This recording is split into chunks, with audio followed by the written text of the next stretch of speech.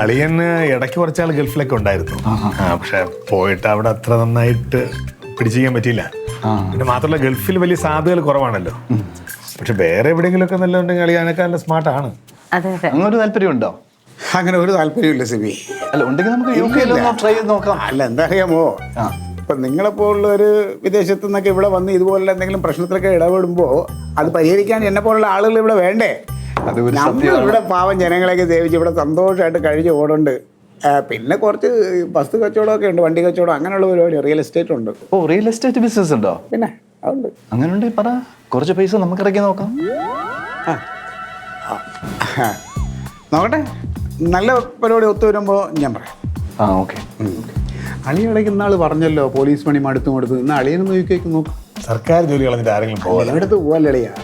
ഇപ്പം അവിടെ പോയി എന്തെങ്കിലും പണി ചെയ്യണം. ഇവിടെ അളിയന് വേണ്ടി പണിയൊന്നും കുടുംബത്തോടൊപ്പം നമുക്ക് നിൽക്കാനും പറ്റും. അത് തന്നെ എന്റെ കൃത്യമായിട്ട് ജോലി ചെയ്യണ്ടോ? ചായ കുടിക്കും, കുടിക്കാം. ഏട്ടനും കുടിക്കും. അല്ലേ, ഞാൻ കൃത്യമായിട്ട് ജോലി കൂട്ടി